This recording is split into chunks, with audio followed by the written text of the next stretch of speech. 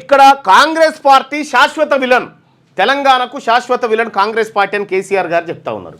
నిజంగా తెలంగాణకే కాదు కేసీఆర్ గారు, మీ అభిప్రాయం అది కావచ్చు, కానీ బీసీలకు మీ పార్టీలన్నీ విలన్లే, బీసీలకు మీ పార్టీలన్నీ విలన్లే. సంపద మీదే చేతుల్లో ఉండే, సర్వం ఆస్తులని మీరు కొల్లగొట్టిరు. ఇవాళ కాంగ్రెస్ పార్టీ కూడా నిజంగా రేవంత్ రెడ్డి గారు ఏం చెప్పినావు, విద్యుత్ కొనుగోలు కమిషన్ వేస్తున్న కేసీఆర్ను గుంజుకొస్తా లోపటేస్తా అంటివి, ఔటర్ రింగ్ రోడ్డుది కేటీ రామారావును గుంజుకొచ్చి లోపటేస్తా అంటివి, కాళేశ్వరం విషయంలో హరీష్ రావును గుంజుకొస్తా లోపటేస్తా అంటివి, వీళ్లకు చెర్లపల్లి జైల్లోనే డబుల్ బెడ్రూమ్ ఇల్లు కట్టిస్తా అని చెప్తివి. ఇన్ని చెప్పినావు, ఏమన్నా చేసినావా? నీ వల్ల ఏమీ కాదు అనేది స్పష్టత వచ్చింది. ఈ కాళేశ్వరం విషయంలో ఇలా ఒక ఏసీబీ ఒక అధికారిని, హరిరామ్ నాయక్ అనేటువంటి అధికారిని అరెస్ట్ చేసింది.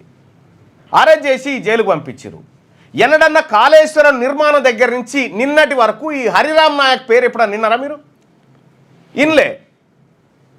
కాళేశ్వరం కట్టడాల్లో ఇదే రేవంత్ రెడ్డి గారు లక్షల కోట్ల అవినీతి జరిగింది, కేసీఆర్ ఇంత తిన్నాడు, కేటీఆర్ ఇంత తిన్నాడు, కవిత ఇంత తిన్నది, హరీష్ రావు ఇంత తిన్నాడు, ఈ వెంకట్రామరెడ్డి ఇంత తిన్నాడు, ఇవే చెప్పారు కదా. మరి హరిరామ్ పేరు ఎక్కడ రాలేదు? ఎందుకు ఇవాళ హరిరామ్ ఎందుకు బలి అయిండు అంటే ఈ లైవ్ చూస్తున్న ప్రజలు అర్థం చేసుకోవాల్సిన విషయం ఏంటంటే, పులుడు ఏడ కొట్టుకొని కొరుక్కొని చంపుకోవు, అవి మేకల్నే చంపుతాయి.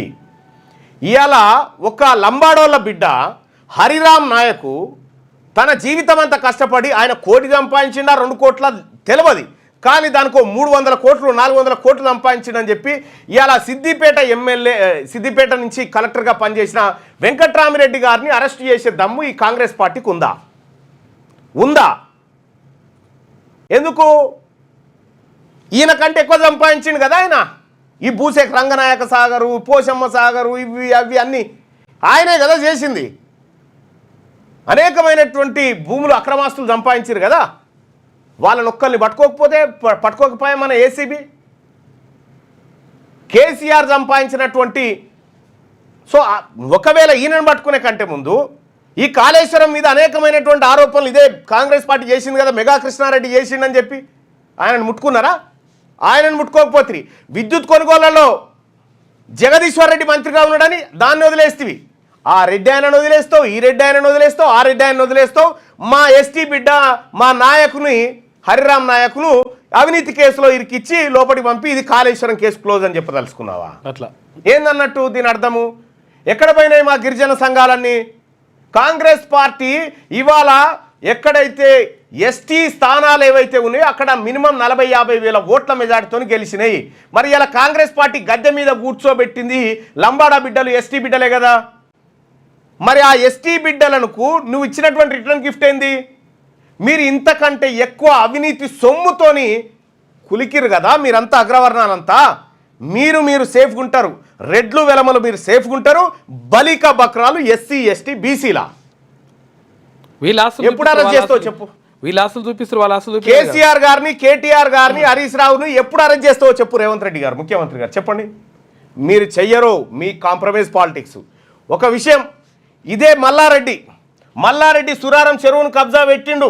మల్లారెడ్డి ఈయన గోడలు గులగొట్టి మల్లారెడ్డికి జేసీబీలు పెట్టి ఆయన భూములు ఆక్రమించిండని చెప్పి గందరగోళం చేసి జేసీబీలు పంపినా ఇదే రేవంత్ రెడ్డి గారు.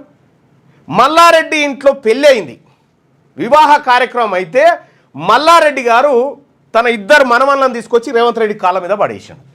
మాపి రేవంత్ రెడ్డి గారి కాళ్ళ మీద పడేసిండు. ఎవరు? మల్లారెడ్డి. ఇగో మాఫీ, ఇగో చూడు, అగో ఖాతం. మల్లారెడ్డి పాపాలన్నీ మాఫీ. చూసుకుందాం రారా గూట్లే హౌలే అనుకున్నారు వీళ్ళంతా. అంటే వీళ్ళంతా ఒక్కటే అనేది మనం అర్థం చేసుకోవాల్సినటువంటి విషయము. వీళ్ళంతా ఒకటే అనేటువంటి సత్యాన్ని మనం గ్రహించాలి. ఇంత క్లియర్గా ఏమైంది? మల్లారెడ్డి మీద చర్యలు ఏమైపోయినాయి, వీళ్ళందరి మీద చర్యలు ఏమైపోయినాయి? వీళ్ళంతా ఇప్పుడు కడిగిన ముత్యాలు ఎట్లా అయిపోయినారు? ఇప్పుడు అకాడమిక్ ఇయర్ కూడా అయిపోతుంది. హైడ్రా ఏమైతుంది ఇప్పుడు? ఏమైంది? హైడ్రా కాలేజ్ కానీ, ఇప్పుడు మల్లారెడ్డి కాలేజ్ కానీ, ఆ తర్వాత అనురాగ్ కాలేజ్ కానీ, ఆ తర్వాత అసదుద్దీన్ ఓవైసీ కాలేజ్ కానీ, ఫాతిమా కాలేజ్, ఇవన్నిటికి ఏమైంది? హైడ్రా ఇప్పుడు వర్క్ చేస్తుందా? చేయాలి కదా ఇప్పుడు అకాడమిక్ ఇయర్ అయిపోతుంది. తెలంగాణ ప్రజలారా, రేవంత్ రెడ్డి గారు అన్ని చీకటి ఒప్పందాల పాలిటిక్స్ ఇవన్నీ. ఇతని వల్ల ఇతను ప్రీపెయిడ్ సీఎం కాబట్టి టెంపరవరీ ప్రభుత్వానికి ప్రీపెయిడ్ సీఎం లాంటివాడు. కాబట్టి ప్రజలారా, ఇతను రేవంత్ రెడ్డి గారు ఏదో చేస్తాడు మనకి ఇవే చెప్పే కదా. కేసీఆర్ను తీసుకొస్తా, లోపటేస్తా, తొక్కిపిస్తా, కక్కిపిస్తా, ఇవన్నీ ఉత్తే. మీరు తిన్నారు, ఇప్పుడు మేము తింటాం, అంతే. జరుగుతున్నటువంటి వ్యవహారం ఇది. బీసీ ప్రజలారా, కేసీఆర్ సభకు పోతే యాక్సిడెంట్లో చచ్చిపోయింది బీసీలు. మోరిల మీద యాక్సిడెంట్లు అయి చచ్చిపోయినారు బీసీలే. మనమే బలి కావాలి, ఎప్పుడైనా మనమే బలి కావాలి. ఎన్ని రోజులు బలి కావాలి, ఇంకా ఎట్లా బలి కావాలి, ఎందుకు బలి కావాలి? ప్రజలు అర్థం చేసుకోవాల్సినటువంటి సమయం. ఇవాళ కేసీఆర్ సభ పెడితే కేసీఆర్కు తగ్గట్టుగా ఒక్క కౌంటర్ మాట్లాడేటువంటి ఒక నాయకుని, ఒక మంత్రి ఉన్నాడేమో చూపెట్టరి చూద్దాం. రేవంత్ రెడ్డి కూడా అన్నాడు. ఇప్పుడు రేవంత్ రెడ్డి ఆయన వీక్కోలేక ఆయన చేస్తా ఉన్నాడు. ఇప్పుడు ఈ ఉంటుందా పోతుందా ఈ పదవని. మరి ఈ పరిస్థితుల్లో మీ అభిప్రాయం ఏందని మనం అడగడం జరిగింది. ఎలకతుర్తి బీఆర్ఎస్ పార్టీ సభ సక్సెస్ అయిందా? ఎలకతుర్తి బీఆర్ఎస్ పార్టీ సభ సక్సెస్ అయిందా అంటే 59% మంది సక్సెస్ అయిందంటున్నారు, కాలేదు అని 41% మంది అభిప్రాయపడతా ఉన్నారు. మైహోం రామేశ్వరరావుని లోపలేస్తా అన్నాడు. TV9ను ముడ్ల పెట్టుకో అని చెప్పిండు, నిన్ను వదిలిపెట్టా అన్నాడు. అదెటు పోయిందో మొత్తం కాంప్రమైజే. మనకి రాజకీయాలు అర్థమయ్యే వరకలా మళ్ళీ ఎన్నికలు వస్తాయి. అందుకోసమే బీసీ ప్రజలారా, వీళ్ళందరూ ఈ పార్టీలు బీసీలకు శాశ్వత శత్రువులు. ఇవాళ ఈ వేదిక నుంచి ప్రకటిస్తా ఉన్నా.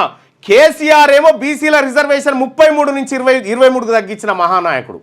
42% రిజర్వేషన్ ఇస్తాను బీసీలను మభ్యపెట్టి ఓట్లలోకి వచ్చినటువంటి నాయకుడు కేసీఆర్, రేవంత్ రెడ్డి గారు. బీసీలకు రిజర్వేషన్ ఇవ్వమంటే ఇవ్వకుండా ఈడబ్ల్యూఎస్ కోటా తెచ్చి బీసీల నోట్లో మట్టి కొట్టింది భారతీయ జనతా పార్టీ. వీళ్ళు శాశ్వతంగా బీసీ ద్రోహులు.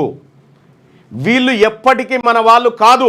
బీసీలు రాజ్యాధికారం కోసం కొట్లాడతారు. ఇక అధికారం ఇవ్వాల్సి వస్తుంది అన్నప్పుడు ఈ ముగ్గురు ఒకటైతారు. మీరు చూడండి, అదే జరుగుతుంది.